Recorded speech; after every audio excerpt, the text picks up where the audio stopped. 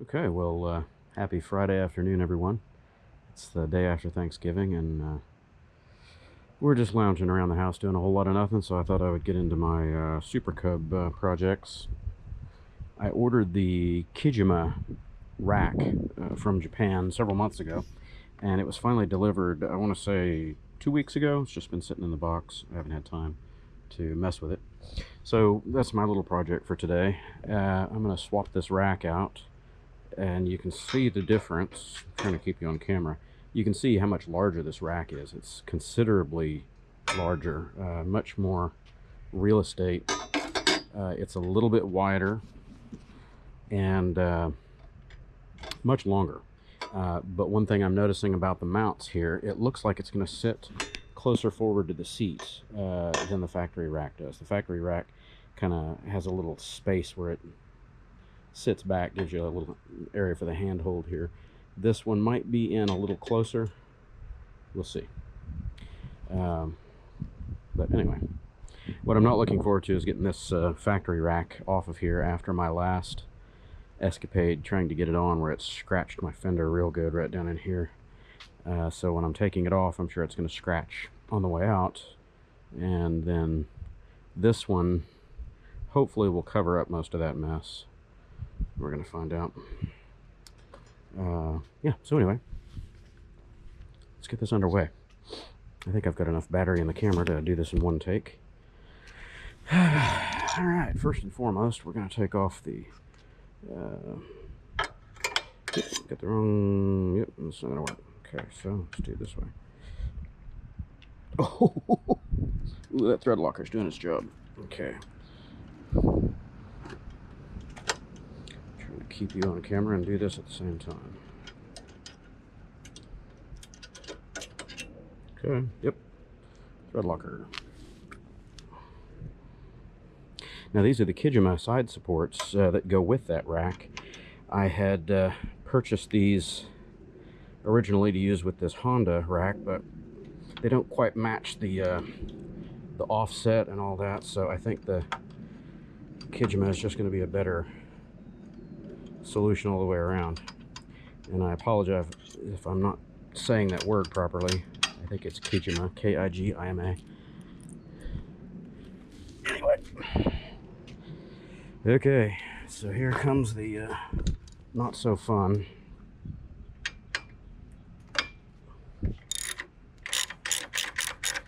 Taking this Honda rack off of here is going to be probably a little infuriating.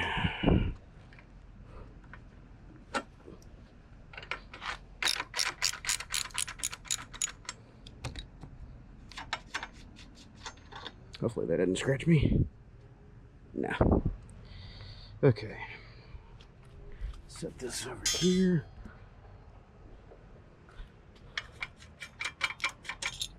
Set this over here. And hope for the best. Pull the tops out just a little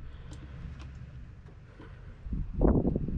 And I'm not undoing the lower shock bolts because I realized last time that, just sliding these out, you can get plenty of clearance. So here goes nothing. Let's hope for the best. Oh, it's tight, good God.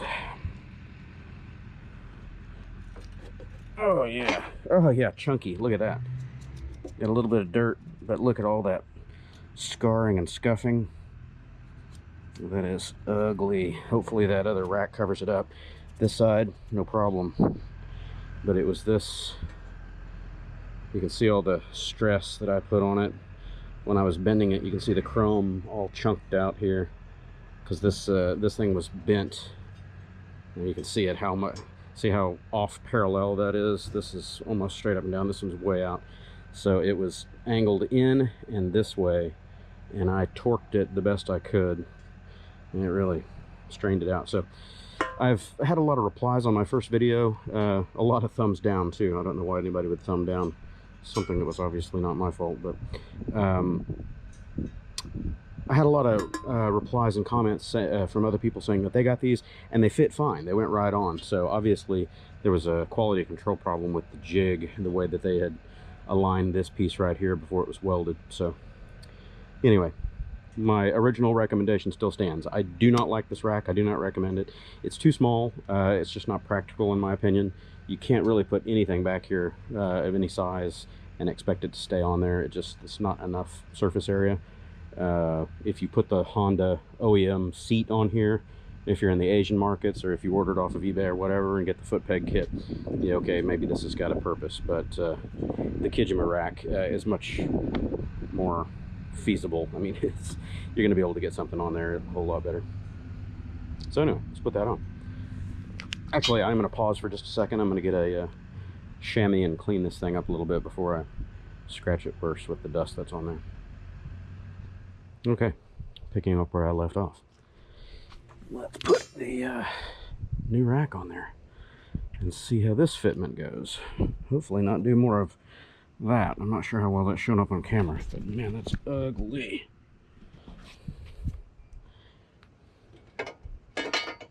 Oh my god, look how much slack there is on this one. Look at this. See all the daylight? I don't know if you can see that on camera.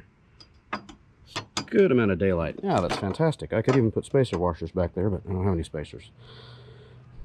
Cool. Much better design. All right, so let's put these rears back in there. Give me a little locky juice. I think this tube is getting a little thin. Oh, got some in there.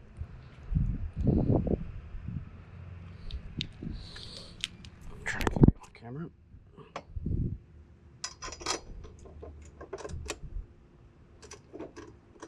I need to put those side supports on before I go too far with that. Okay. Right side support.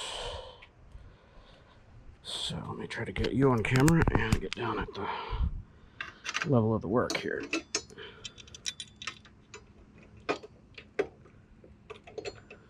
Sorry, you're not looking at anything because I'm not looking at anything. There we go. Okay, no, the spacing is about the same as the factory unit. So you still have your hand hold to get in there behind the seat to lift or whatever. I've noticed since I've had the rear rack on here, you know, to hoist the back end up when you're putting it on the center stand, I don't even reach for the seat thing here. I just grab the side of the rack. It's much easier handhold to grab. All right, let's do this.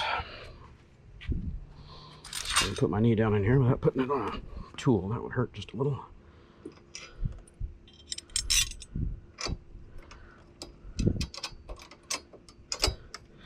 Nothing like kneeling down on a screw. Oh, that hurts all week.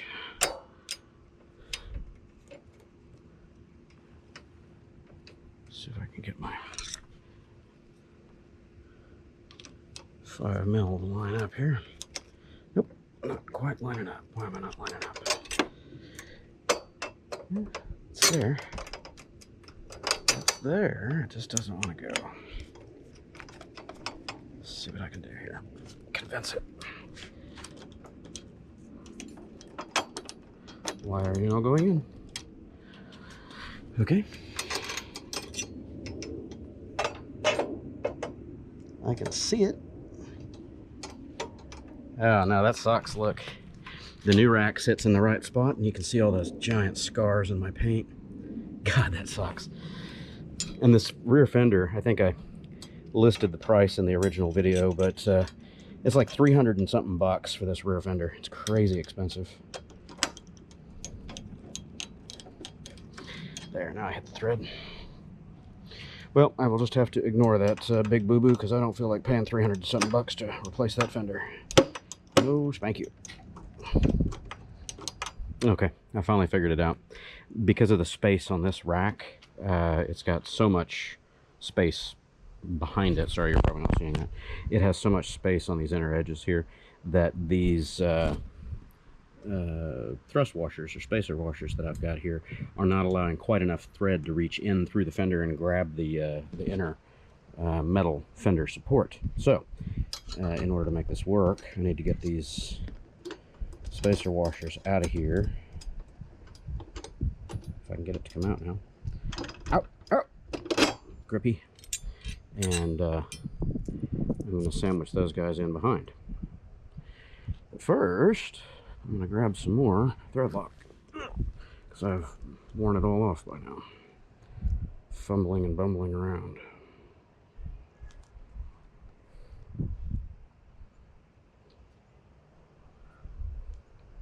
These are the longer bolts that came with the Kijima side supports, obviously because of this spacer tube here.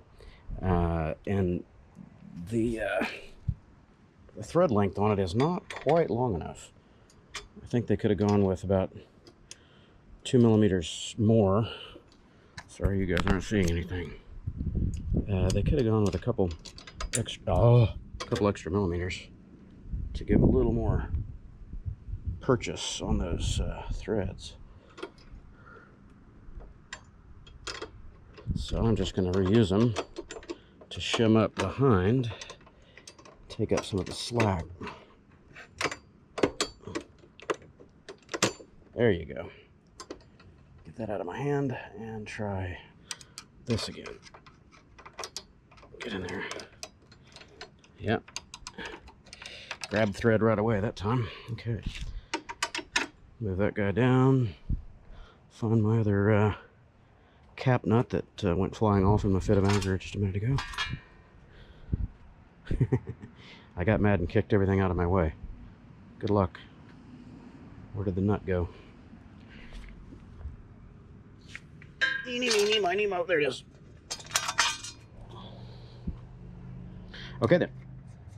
So, if your bike is anything like mine, and you decide to get this Kijima set, you know, the rear rack and these side supports, the instructions don't really tell you much about the washers and all the stuff that comes with it, but this is how I would do it if I were you. Don't put the spacer washer here. Probably put it on that inner edge right there between the, I don't know if you guys are seeing that or not, but between the fender and the rack itself on both sides, and that's going to give you just enough thread length to get into those inner fender supports.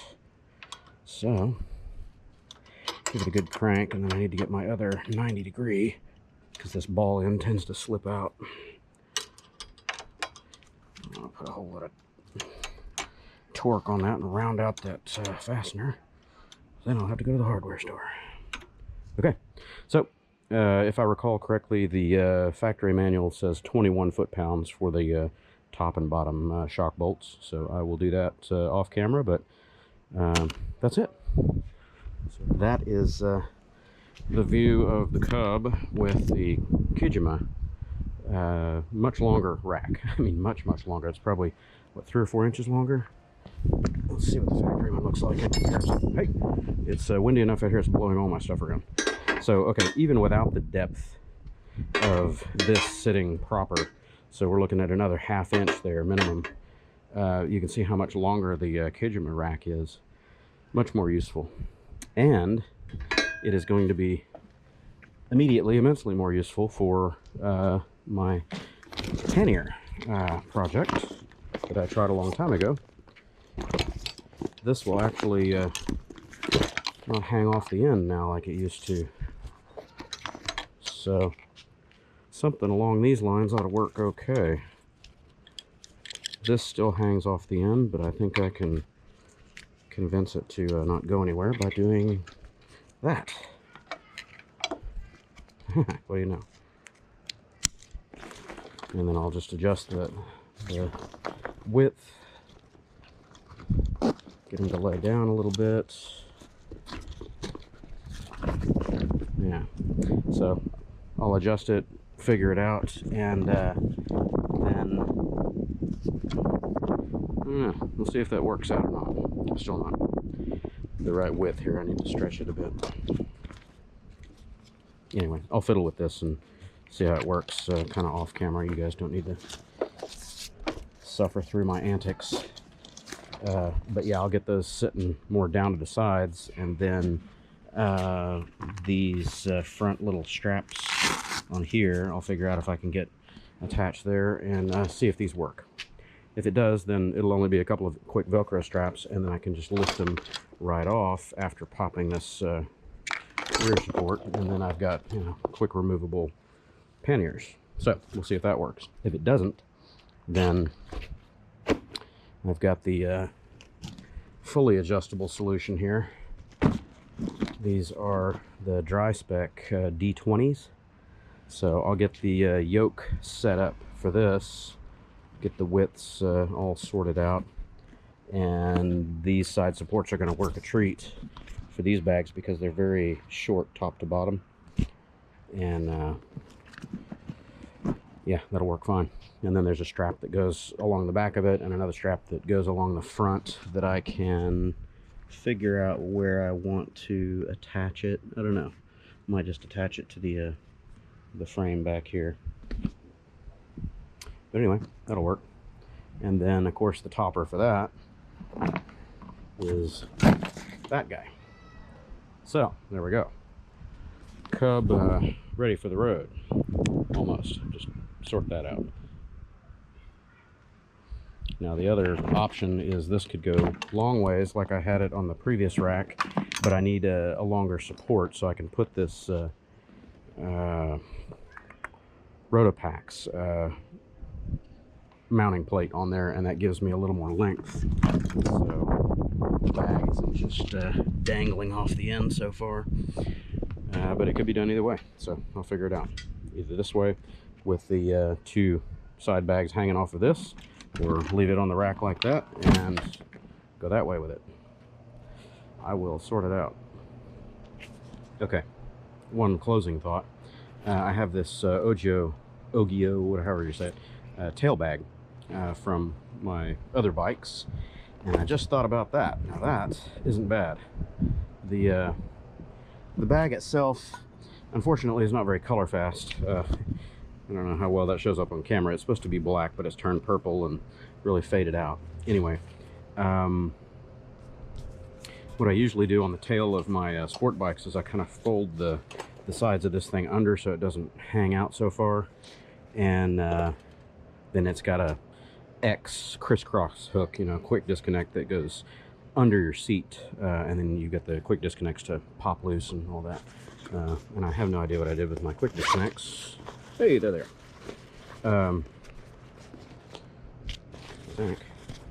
think. Yep, there's my S hook. So anyway, that's an option. I could do that. I'd like to modify this, get rid of some of the slack, fold it under, do something to where it doesn't look so dangly dopey. But might get another one of these that's not so faded. But that doesn't look bad right there. And this thing's expandable. You can put a full face helmet in this guy. It's pretty impressive. It unzips, you know, this gusset right here, and it expands upward to allow you to get more volume out of it. The other feature that I do very much like about it is it has a captive rain hood right here. So you pull this rain hood out and go over it, and it makes the bag a lot more waterproof. It's not waterproof nearly as much as something like these vinyl roll bags, but it's smaller, it's lighter, and you know, it fits the tail pretty well. I kind of like that. It's a little more practical, quick in and out, and it's quick on and off.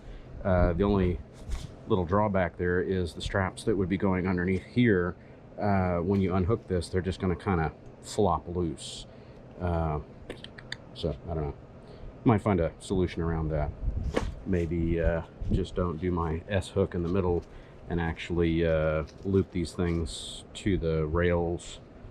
I don't know. I'll cut for a minute and see what I think. Okay, so there's the finished solution for mounting the Ogio tail pack. I think that doesn't look half bad. I kind of like it, and it's quick on, quick off. When you take it off, the straps are just going to dangle, and of course, to make this particular scenario work, you have to have these side supports. I've used the corners down here to tie the loops through, and it gives a good diagonal tie down point, so the bag is really stable. It doesn't move around. It's quite nice. I suppose you could do the same going off of the bottom corner under here, but it would be kind of pulling back toward itself instead of downward. So this works well. I like that. I think I'm going to leave that on there for now. And if I go anywhere more substantial and I need to carry more, then I can always mount the DrySpec 20s along the sides, because this yoke would sit underneath that bag, and then I would essentially have, you know, this under there and that on top. So yeah, cool. Let's just do it. Why not? Flip it up. I think I'm forward, backward. I don't know which way is forward. Not that it really matters with these bags. Grab my floppies that just flop. This is the only part about this bag that kind of a little funky. I just fold it under so it's not flapping. Click that guy back in. Click this guy back in. Looks like the postal carrier is leaving something for me at my door. Right. So yeah, anyway, I still haven't set the depth on those, but the cam hooks for this would just come right back here to the same corner to hold them down, and then I've got the front ones to sort out, and there you go. So that's a lighter weight system than obviously this big old monkey would be. All kinds of options. Good stuff.